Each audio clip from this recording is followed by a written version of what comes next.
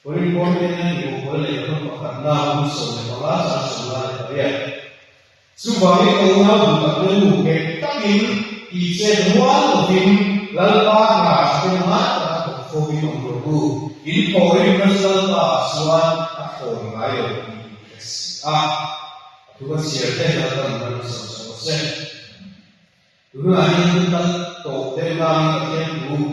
ini sekolah yang tersusun lalu apa di waktu ini ada lagi ada beberapa yang terlihat sebenarnya kapol dan lagi kita akan tulisnya Korea di Korea itu musuh pakar musuh lepas itu siapa sensual akira masuk Korea bisa Korea juga di Korea deh Korea kasar tapi nak Korea suatu Korea lagi itu mana Korea kasar lagi orang di susah deh itu di Korea susah itu macam di Asia cuma sesuatu apa karena cuma sesuatu karena kayak komentar itu dan itu suatu misalnya Korea ini poin-poin besar ni orang China yang orang cuma orang mereka orang ini orang siapa内容没的话，但是内容我你阿拉搞的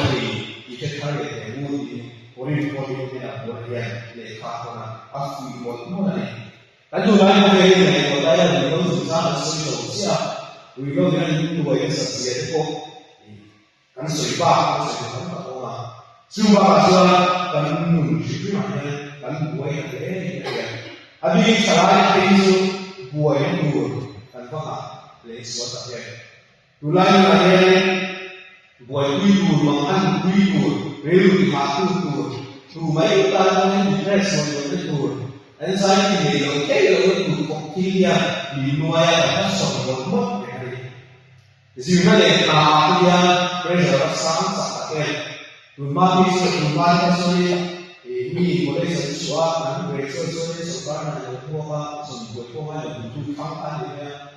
Dulu asalnya saya tanya nak berikan taksi, mengenai taksi. Dan kemudian itu ada kena satu, jadi pun sukanya malah lagi malah di pondok sana, di pondok apa, ikan pondok itu sih. Namun banyak orang yang dan kau juga yang yang kena itu kuasa cuma di bawah ini kau sering sebut nafian. Dan mungkin harus sedikit berbeda. Dan mungkin kiri yang berbeda itu dua opsi ini. Acara itu dan mungkin ada siapa yang berbeda kiri pun berpola. Dan kalau bola kita itu kan suami punya opsi yang berbeda. Apa boleh kita awalnya sendiri. Masih kan mungkin bola ini awal berapa opsi yang berapa atau yang berapa saya dan kami aktif memang sebab soalan apa kemudian itu bersoalan dulu seperti mana ini oleh sesuatu dulu karena kita kan dulu ini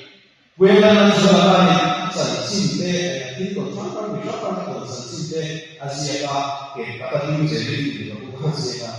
sekarang kalau kita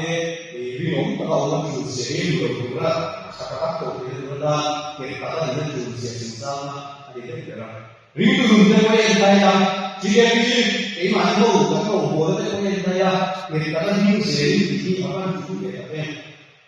Tapi dari bulan lain kita akan diminta dulu lesnya. Kan boleh tapi dia akhirnya mau masuk semua asal ije dua tiga ini luar tiga dan ini alai Roda di bawah kalau dia nuang yang sih untuk bikin buah ribu dekat ni tentu tampilnya golan orang baru kita ini bisa golan ini asal kita kalau buat sih ya kita punya we pagi suikoi fina mulai yang nong sesuatu yang tak pernah buat. Kau biar saya ini kita ni นุ่งสะเลว้าวเลยลมสุโขนะลมเจนะนัสเอเลยพวกนี้อันจงว่าบริมีอะไรที่จงว่ามันเป็นว่าจุดตรงนั้นมันสุดอันนั้นสุดสะเลว้าวอะไรก็ลมที่มาที่พวกนี้ก็มีอะไรลมอีนั่นสุดศึกษาเรื่องลมเจนะรู้ว่าอะไรเนี่ยมีลมโบนะเนี่ยนัสอะไรนะพวกนี้มาตานะมีจงต้องมันเชื่อมีจงต้องเลยว่านัสอะไรนั่นอะไรจุดเดียวเลยว่าเราสู่ว่าอยู่เขาอีกเนี่ยแต่ตามีความเป็นเรื่องอะไรอันเชื่อเลยอันอมวิเศษเขาวิโรวิจารณ์เชื่อวิจารณ์ไม่ตานุ่มสิโบราดูดาโซโซเนี่ยค่ะอาจารย์เดียวไม่เลยมาเชื่อดูว่าจะสู่ว่าตัวส่วนเนี่ยถ้าเป็นที่ดูละที่เชื่อคนเราเป็นอมเราอะไรนี่พอดีเชื่อเป็นอะไรกันนุ่มเลยกันเรื่องนั้นก็สอนดีก็ต้องเห็นที่นี่เอาไปทำเองกันลงโบแล้วเลยพอดีอ่ะโอ้ดูเดียวอะไรกูจะต้องทำสิ่งซึ่งมันจะทำส่วนเป็นรูปสุดเด็ดที่ทำการเป็นรูปที่เชื่อหัวเราเป็นยิ่งแบบทำการเป็นรูปหรือดูที่เชื่อหัวเราทำเป็นอะไรกันเชื่อเรื่องเรื่องเป็นรูปมาเสียเราวิวมุกมาเสียกันเชื่อเรื่องเรื่องบางวันเราโง่ลุกมาเสียที่นี่เขาจู่เงี้ยตัดที่เชื่อหัวเราเป็นยิ่งแบบรูปกันเชื่อเนี่ยกันเชื่อหัวเราเป็นอะไรที่ชัวร์เรื่องเราพัฒนาเราเป็นโตอะไรเราเป็นของมาเสียที่นี่เขาชัวร์Isua rimong Yesus katakan begini dan Isua ada ada biasa setiap hari dalam hari kok saya tahu rombolan wajah saya menanya dia itu bensua macam ini mahlasih tuan Isua saya macam ini saya menanya ini bisa dengan ayat saya menanya ini dua itu kok sesuatu saya ini imam kami mandi itu pasalแต่หลายคนในเอเชียมีเรื่องมากกว่าแม่ยังไม่รู้ว่าทำไมจีเอ็นพีนี่แม่มาที่ก็จีเอ็นพีอะไรที่มาก็เอาไปมาเสียชีวิตในเอเชียก็คงเสียเนี่ยการสู้กันหลายคนไปจีเอ็นตาก็ตาที่ใส่ตาที่ในเอเชียการข้าวหมูตาเอ็มอะไรข้าวหมูตาที่เสียหลายคน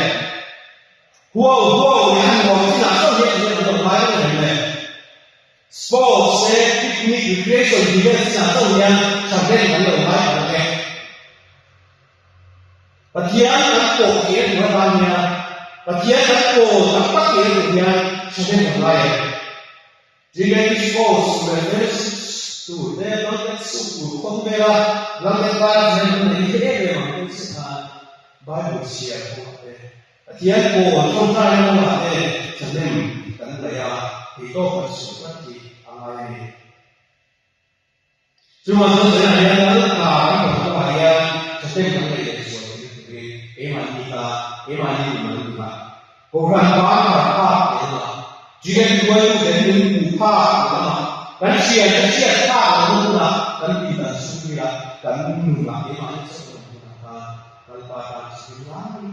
Iblis itu dia risau hari. Jadi mana dalam kolam itu dalam bahasa Sunda itu Kristusnya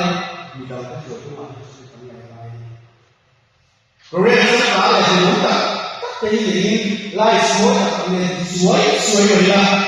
Lain semua tapi orang kita tapi risau tapi ini lah.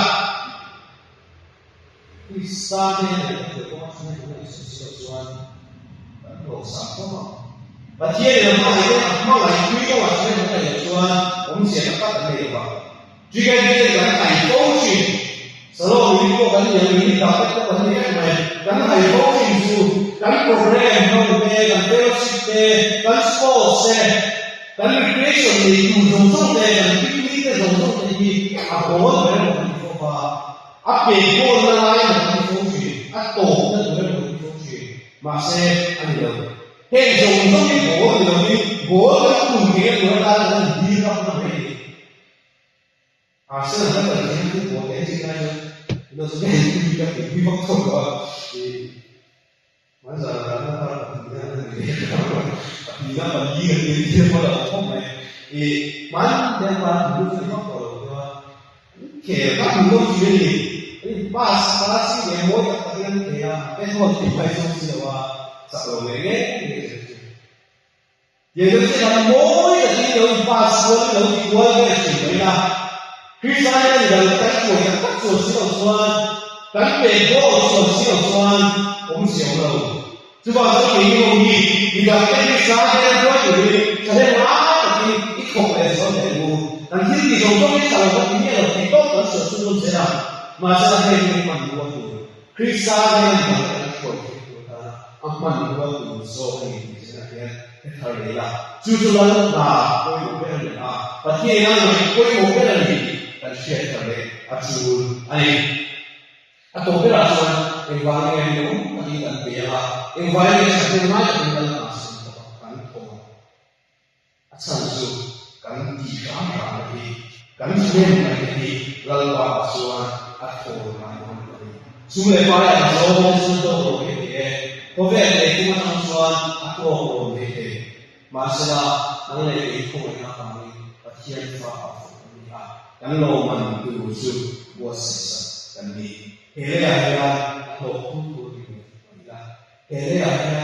apa isal sila, kaya cium mohon itu mohon itu, kalau itu pakai yang ini itu suatu ilah, gimana itu kan, kopi ini guna mana kopi, lalu pakai soalnya kopi tidak kopi tidak, kristal pun apa Kristal sebenarnya tapi dia tu pakat manusia mayo. Coba saya kau berapa manusia itu. Nanti kalau orang itu, ada kita panggil lalu bahan yang mungkin t-shirt orang ini tapi ini saya. Lalu nabi lagi info oleh seorang ini saya lihat ada song, ada dua sahaja yang bersama